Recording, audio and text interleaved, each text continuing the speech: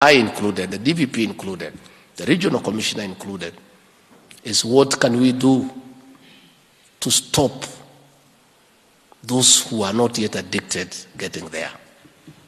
That's a responsibility we have to do as parents, as Kenyans, as leaders in our own right. So, Bwana DPP, these officers raised serious concerns, which I shared with you, and I want to thank you for having suggested that you come here together to discuss.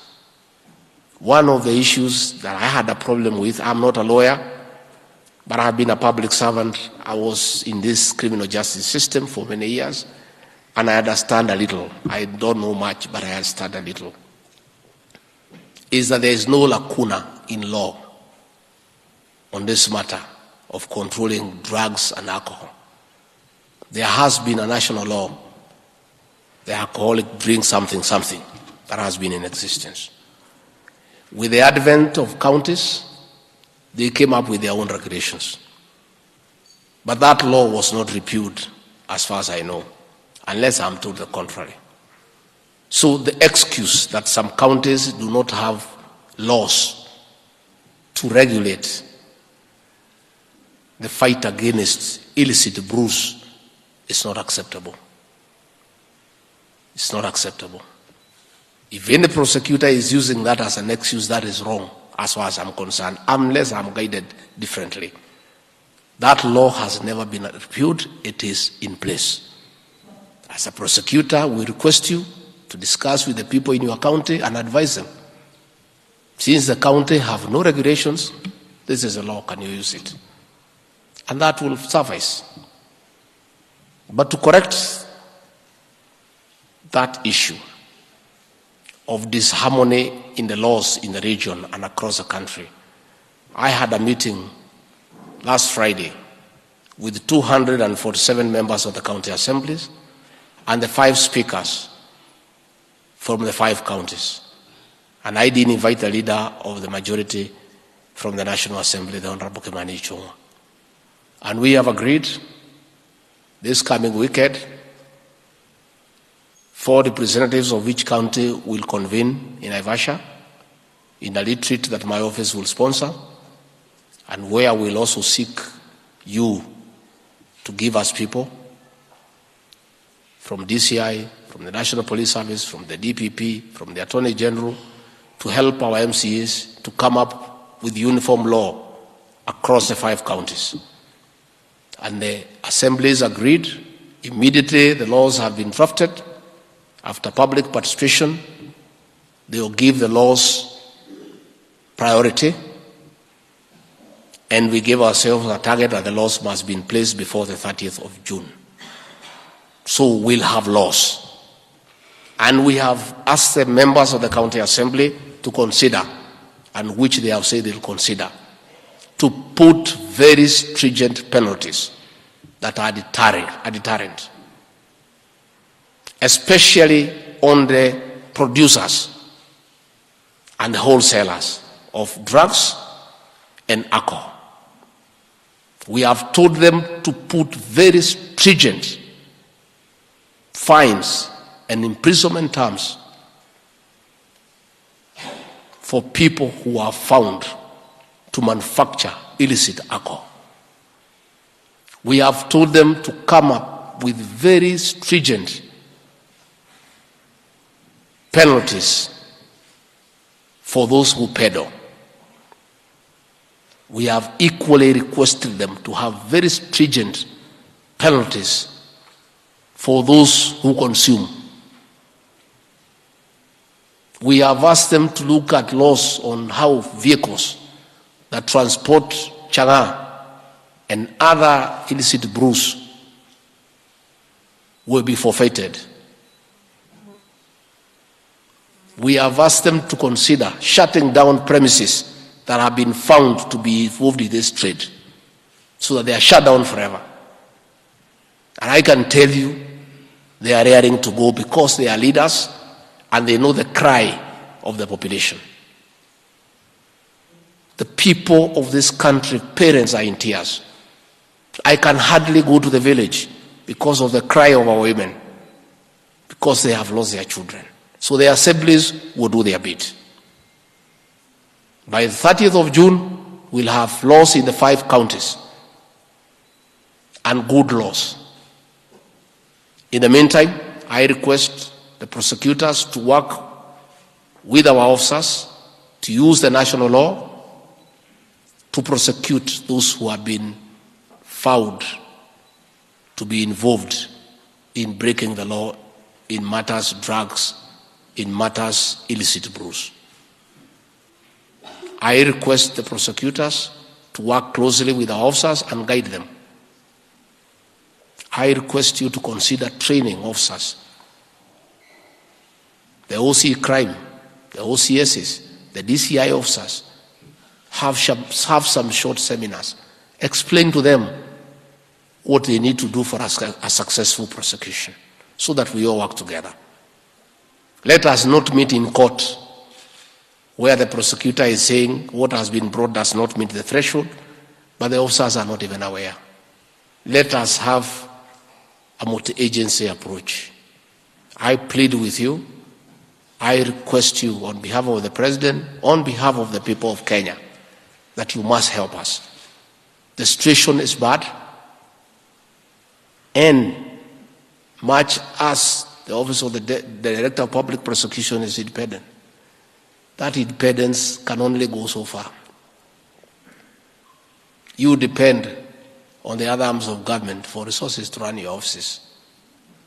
If we lose the entire productive age group, our economy will collapse, and there will be no resources to fund your activities. You cannot work in isolation. All these agencies are interdependent. There is somewhere we have a convergence. Again, if we don't prosecute people and we say we cannot use this or that law, and there is breakdown of law and order, the country will come to a standstill. And there will be anarchy. So I want to request you kindly to consider that you have regular meetings in your counties as the agencies in the criminal justice system and agree on how not just to fight drug and substance abuse, but all other forms of crime. I believe there is value when people work together.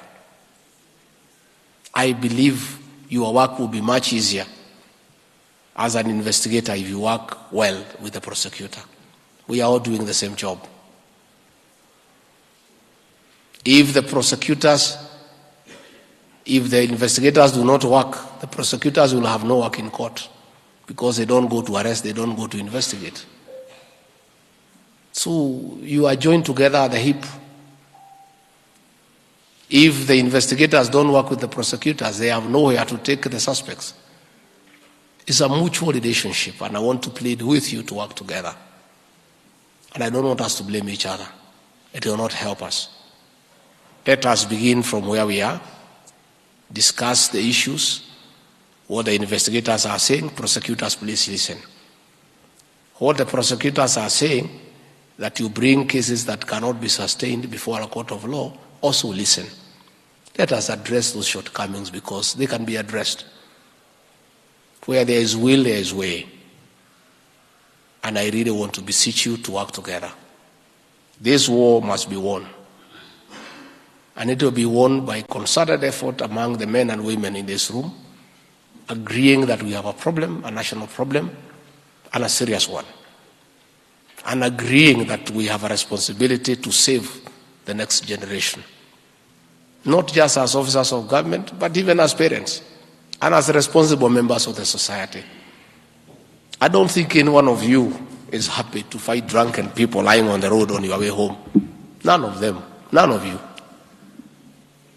The IG told us in Nyeri how stressed he was when he went home and found boys lying on the road and his motorcade could not pass and they are dead drunk. And when he told them that they are doing injustice to their bodies and what they are taking is harmful to their livers, they asked him to take the liver away so that they can continue drinking. That is how bad the situation is. These are young people say, chukua hiyo maini ndio pombe iteremke.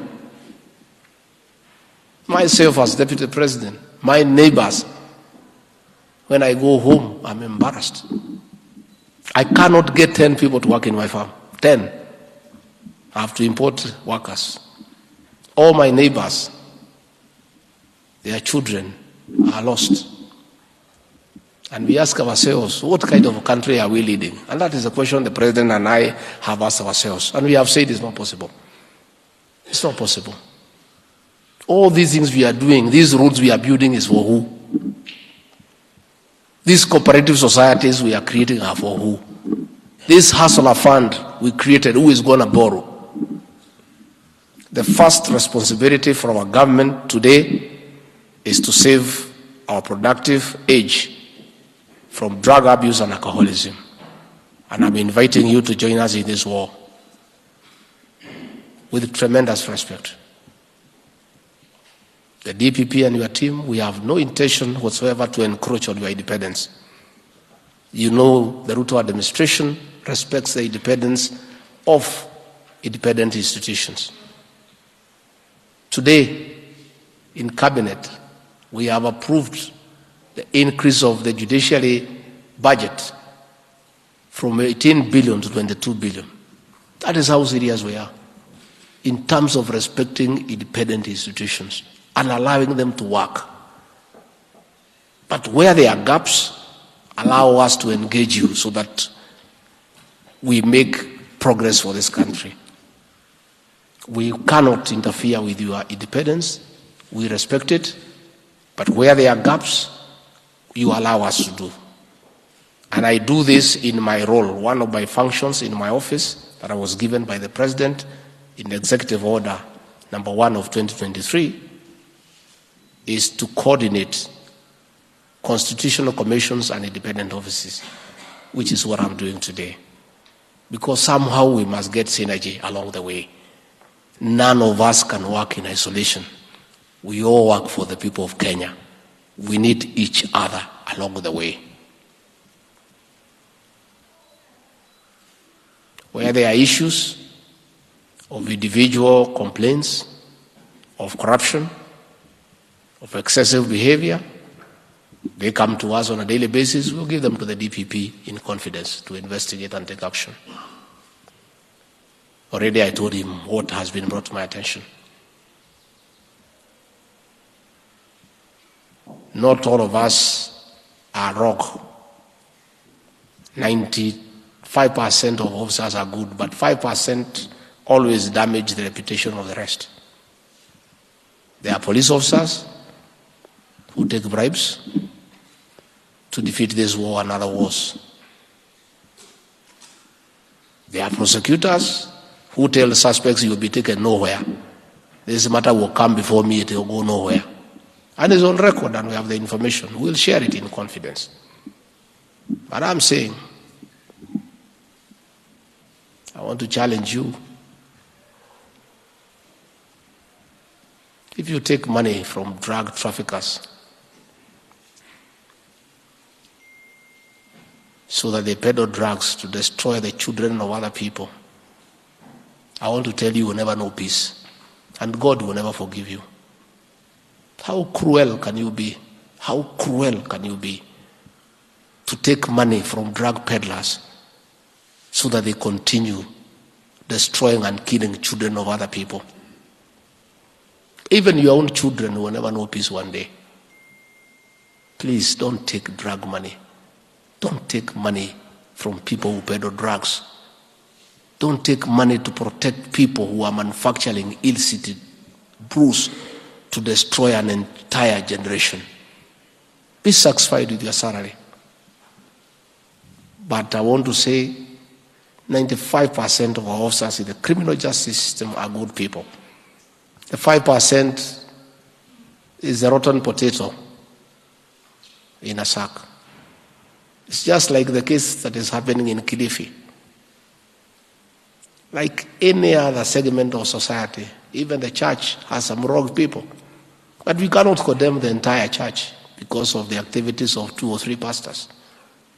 Just like we have a few police officers who are rotten, a few prosecutors who are rotten, a few pastors who are rotten, a few politicians who are rotten. It's a reflection of society. So we don't want people also to condemn the church in its entirety because of the excesses of 1, 2, 3, 4, 5 pastors. They are just a reflection of society. That is why we have some people in prison and others outside here. The same way we don't want a blanket condemnation of our prosecutors, we don't want a blanket condemnation of our investigators. What we need to do is to wind out the 5%, and we will. I have put a mechanism to oversight this exercise in Central Kenya, a foolproof mechanism to oversight it. And I am following. Even I was in Botswana. I want to commend the police commander in Kiambu for the good job that you have done over the weekend. They arrested Bangi worth almost 300 million. Your officers were offered money and they refused. That is patriotism. That is patriotism. And we are very proud of those officers.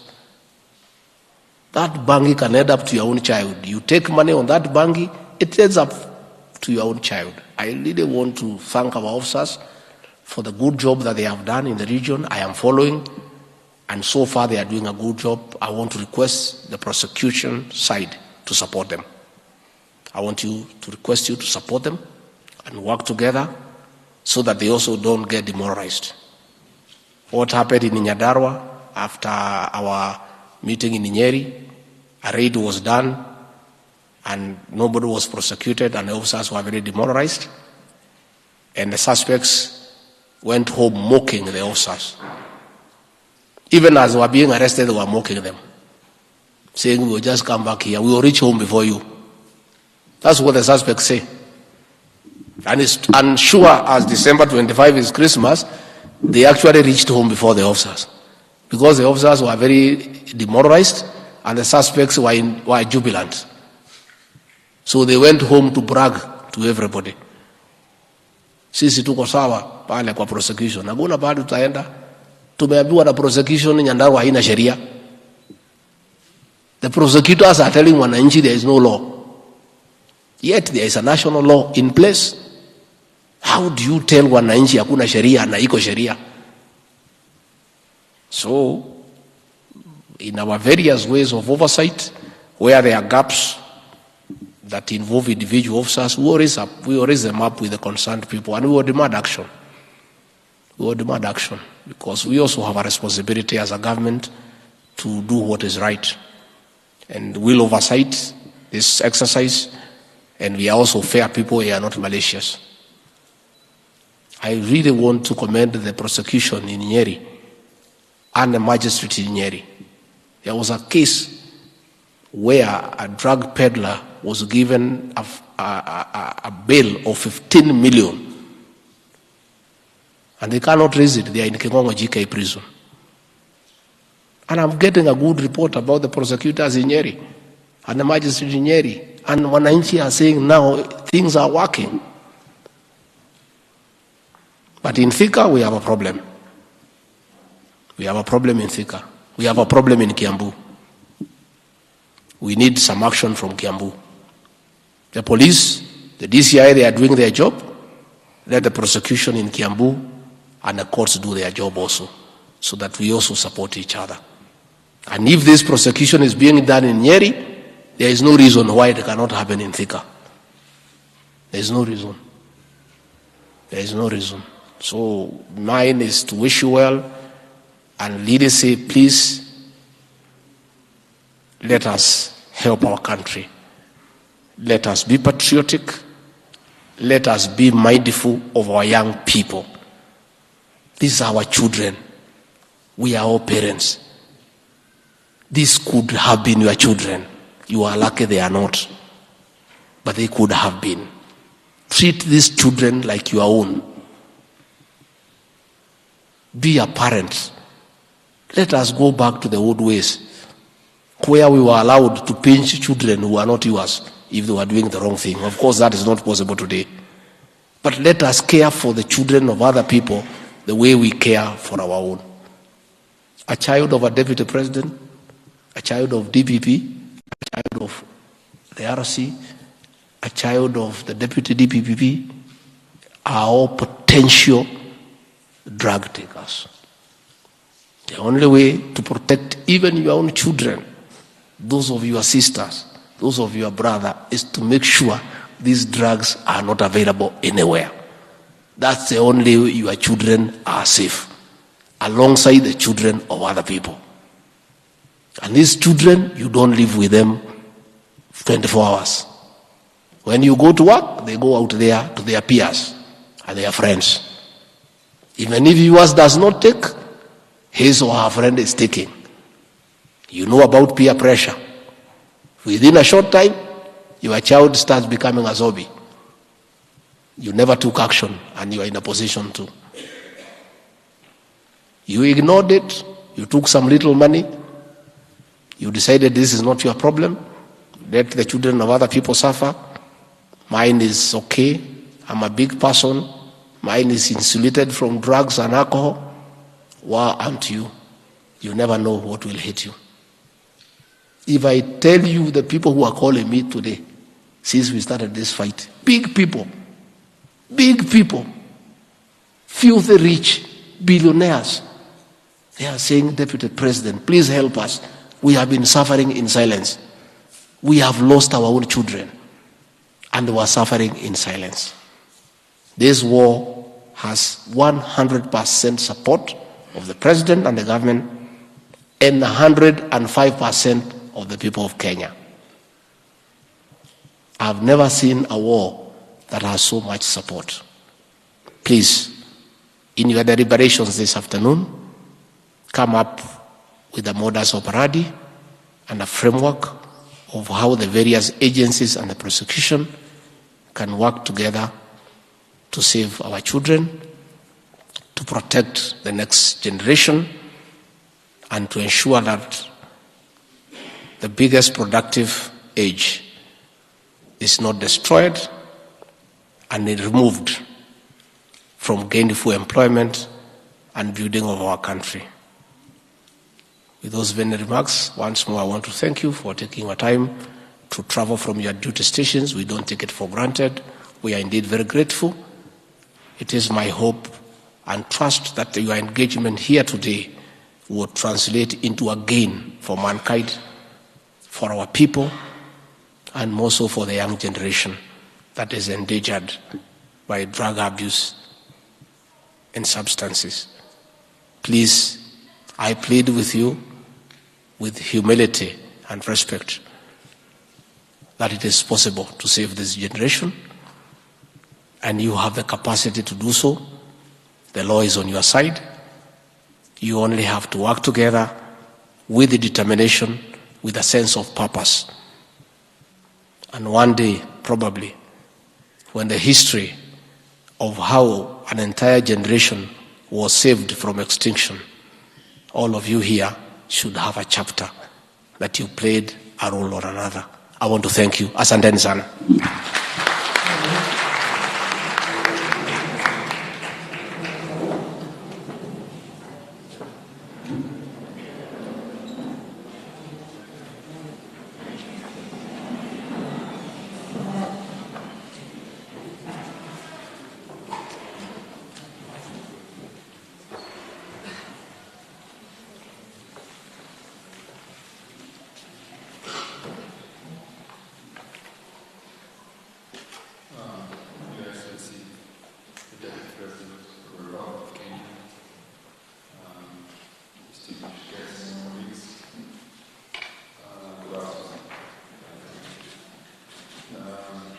Try to be brief in the interest of time for the Deputy President. And I will try and address some of the issues instead of going through a speech. Your Excellency, we have noted the concerns that have been raised here today and the concerns that you have raised, and we really want to thank you because I think you have given us an opportunity to be able to address what I would call some of the accusations that have been given to you. Some might be truthful, but I think a lot of them, Your Excellency, are misplaced. Misplaced maybe because of the lack of understanding, because before you came here, I think there was a county commissioner who stood up and started equating the law to some traditional way of doing things.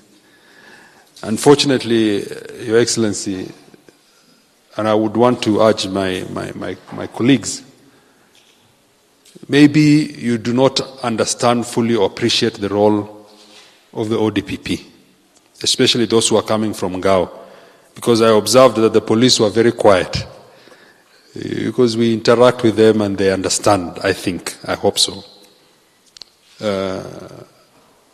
But the role of the ODPP is to look at the evidence and see whether that evidence will give us a conviction in court. And we do not just take anything that the police brings. Because if we did that, then a lot of the cases would be lost in court. So, for example, like the county commissioner from, I think, Nyandaro, if I'm not wrong, said, if the court and the magistrate herself says, where is the test? You have not done the test. In fact, she's assisting us. Because in short, she's telling us as prosecutors, that case should not have even come before me. Because if the accused person takes plea, and on a technicality, the magistrate finds out that the test was not done, we are going to lose that case. And so what is the point? Who are we? Are we serving the purpose? The answer is no.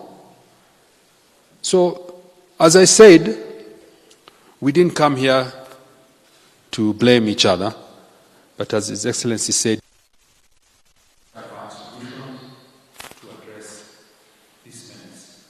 This menace involves all of us. It is something that is touching all our families. And as His Excellency said, if we don't deal with it now, maybe where we're starting. The question that we should be asking ourselves, how many people are we going to take to court with one roll of bang?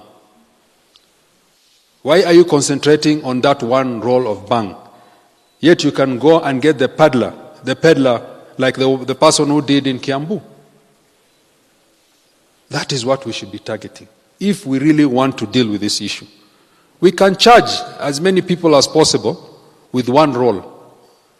They will pay 500 shillings and they'll be out there after a while smoking again. So, what are we addressing? We need to be sincere with the approach that we are going to take. If we want to help the government and if we want to achieve what His Excellency is envisaging, we must be sincere. And we must start by targeting the real problem. And the real problem is the drug dealers themselves, those people who are brewing. Because, Your Excellency, you were not here. There was a case that was brought to us in Keno. Isn't it, Mr. Mule? In Keno. And they went and arrested somebody in a bar saying that he has operated beyond a certain time. But we are asking, fine, you have brought that one person who was in the bar. Where are the drunkards or the people who are drinking overtime? Where are they? They're not there. How do we prove in court that this person was operating beyond a certain time? If you're saying he was operating beyond, there must have been revelers there and drunkards drinking, isn't it? Where are they? They're not there. Why are you bringing us a bar attender and not the owner of the bar? Where is the owner of the bar? And you know, we have data. We have carried data here. So, musiambie tu mkubwa maneno, na hiyo maneno ni ya urongo. As much as we're saying no blame games, but don't just say things without asking for the evidence. And this is what we are asking. Can we be serious? Can we make sure when you are bringing those people that the evidence is there? The police officers know. You have just been told. In a file, there are 10 sub-files. So if you bring only a charge sheet, a draft charge sheet, how do you want us to then prove that this person did this in court without that evidence? I think the best thing is, as His Excellency has said, we will try and do joint training together. That is one proposal that His Excellency has done, which is excellent. In addition, I think it is high time that we involve each other even before you do the arrests. We are here, the ODPP are your advisors when it comes to criminal matters. We can advise you and say, County Commissioner and County Commander, we can go this way. If we are targeting this place, let us make sure we have 1, 2, or 3. And in addition, there is what you call Court Users Committee. We can sit down with the Court Users Committee and talk to the magistrate, because it is beyond us. If the magistrate is saying the alcohol must be tested, it is beyond us. But in the Court Users Committee, we can explain to the judiciary and tell them, we don't have government chemists all over. Either we get holding charges or what we are calling custodials, but that one we have to consult and agree. We get 4 or 5 days custodial. We can have the person in remand for 3 or 4 days as we get the tests. And then charge the person. So, I think, let us not live in silos. I have asked my colleagues in the ODPP to sit down and explain. And I think if we were to take you through the register, our register explains when a file comes, the prosecutor is mandated to tell the investigating officers, this and this and this is missing. Kindly let us work on this. Of course, I'm not saying that we are perfect. We are not perfect. We are humans as prosecutors, and we can make mistakes, and where we have, we will take responsibility and we will apologize.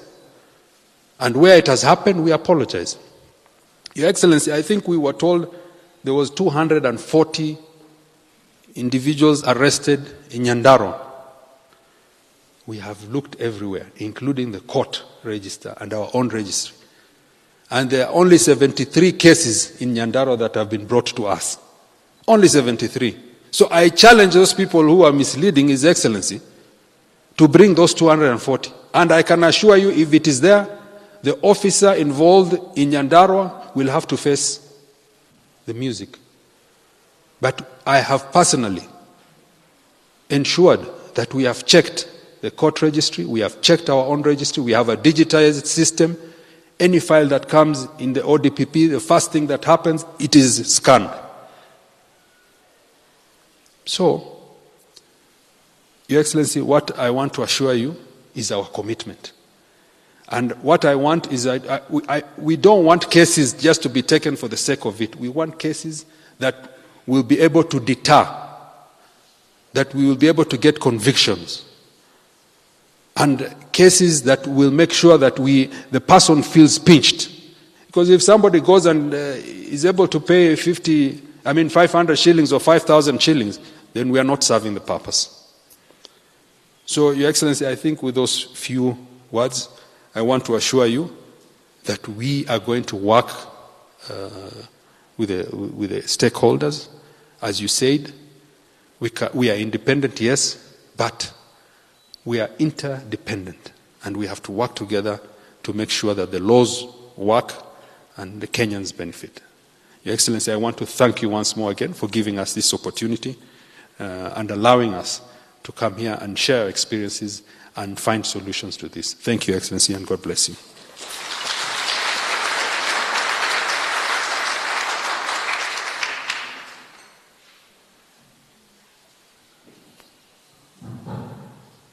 Thank you very much,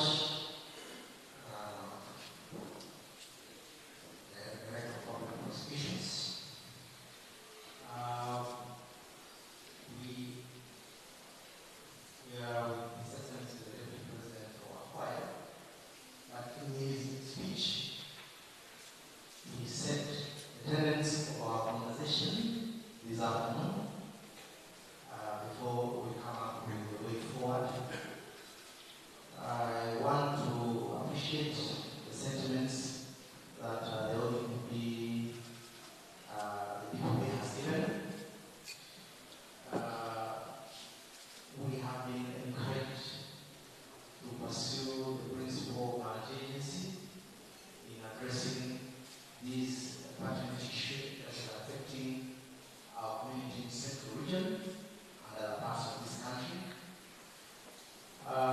What came from the speech of His Excellency the President is that we are one government. This problem is facing all of us. We are parents.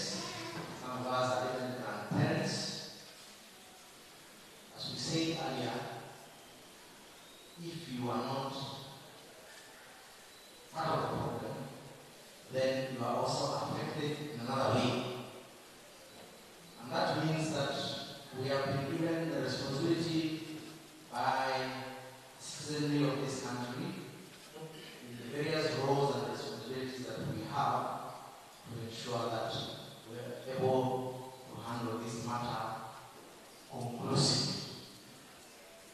And by doing so, I want to plead on behalf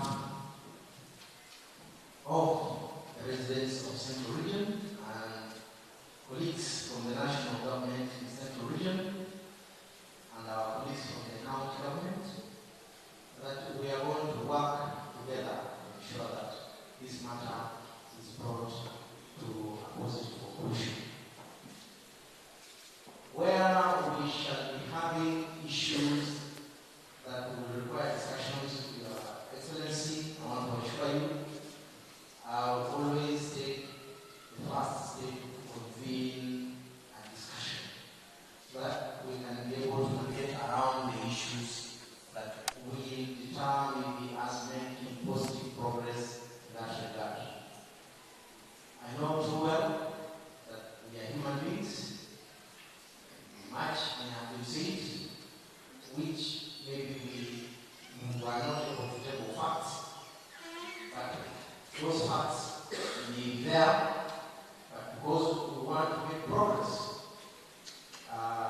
we want to forget the past, and from today going forward, we are going to work together as one unit, but each one of us having different mandates, but progressing to ensure that we are able to address this issue of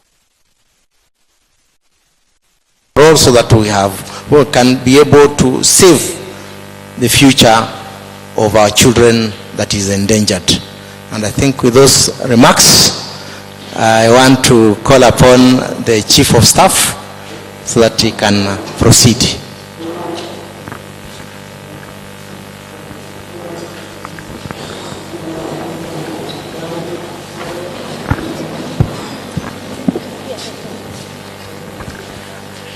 Ladies and gentlemen, as His Excellency takes a break for a quick bite, I wish to invite all of you to a favorable luncheon.